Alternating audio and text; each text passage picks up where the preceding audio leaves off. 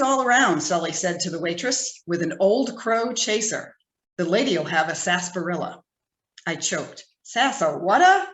Okay, that pampering the little lady thing could only go so far. Was I made of glass? The hell I will. If you're drinking whatever Old Crow is, Sully, so am I.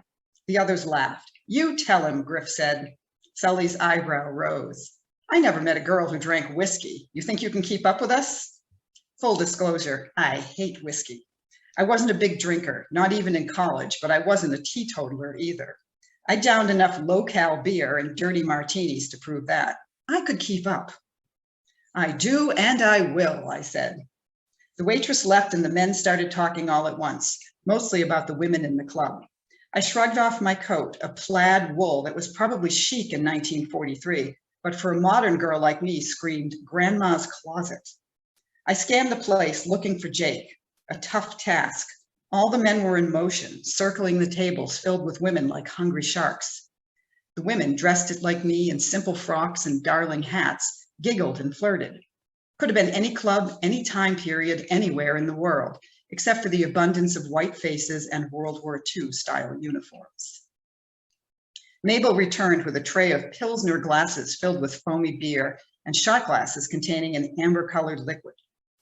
Sully ground out his cigarette in an ashtray and eyed me with a shit-eating grin. He lifted the shot glass and knocked back the whiskey in one smooth gulp. Challenge accepted. The Old Crow burned my throat and made me shudder, but I drank every drop. Sully handed the waitress a couple of bills. When she tried to give him his change, he waved her off. Keep him coming, Mabel, he said, eyeing me, for all of us. I could already feel the whiskey warming my blood. I hoped I could keep up as I bragged. I mean, Sully was a giant, could probably soak up an entire bottle of Old Crow before getting a buzz. I could not. But I nodded with conviction. I'd drink what he drank. Who knew I could be so competitive? Mabel and her tray melted into the crowd and Stan raised his beer glass. Here's to us, fellas, across the sea in 43. Griff grinned and held his glass higher. Home once more in 44. Marco and Sully chimed in. Home alive by 45. You can even see all of this. Yeah, so what is this we're looking at? It says, show me the way to go home. And my stepfather was in, he was in China. He was in the China, Burma, India theater. And they gave this map to all the soldiers in that area for showing them the different routes that they would be going home. Mm-hmm. And he was there until probably December 1945. So he was one of the last ones. Yeah, that's something a lot of people don't know about. The war didn't just end and everybody came home. It took a long time for everybody to come home. So this is one of my favorite. What is the difference between the black and the yellow lines? Well, one is an airplane and no, sorry, it's the different areas that they're coming from. One is coming from India, the other's coming from China or Burma. Okay. I thought maybe one was if you're going home by air and one by ship. No, it's the two different areas they're coming from. So, okay. And then this was my stepfather's Good Conduct Medal. Ah, what did you have to do to get good conduct? I think they all got it. Unless you set fire to something, you know, you all got, although he used to tell the story about he was in China and they would go to this restaurant. And he said that one night he and his buddies set fire to the restaurant. Oh, no. They knocked over a candle or whatever. The standards weren't very high. No, but he got the good conduct anyway. I want a good conduct medal. I haven't set fire to anything. This is I don't know if this is not too streaky. You know, I'll take it out. It's a story about there was a nationwide shortage of cigarettes in 1944, in November of 1944. And these are all these people in Pennsylvania, like Lancaster, Pennsylvania. Wow. There we go. They're lined up for smokes. And so they were rationed anyway, because most of them went to the troops, but there was this big shortage and they were, you know. Yeah, we just watched a movie called Notorious set in, what was it, 47, 48, something like that.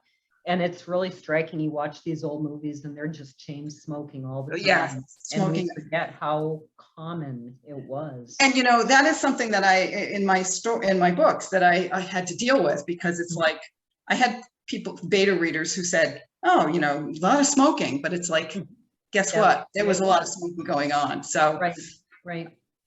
There's not much you can do about it. Unless you just have nobody smoke, it's not realistic. So I agree completely.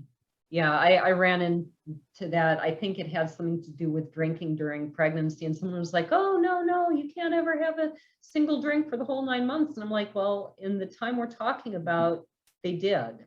So what am I going to do? Pretend it didn't happen? Right. This is a newspaper. It's the headline of the New York Daily News on September 1st, 1939. Mm-hmm. And it was just as the war was breaking out in Europe. Wow. This is my daughter-in-law's grandfather's. He was in the Navy, but he was in Europe. And it's a first aid kit. Okay. And the fact that it's still around, and this would go on the belt. Right. Hook on the belt. The fact that it's still around and it's in pretty good shape. I can't get it to open though, so I don't know what's inside.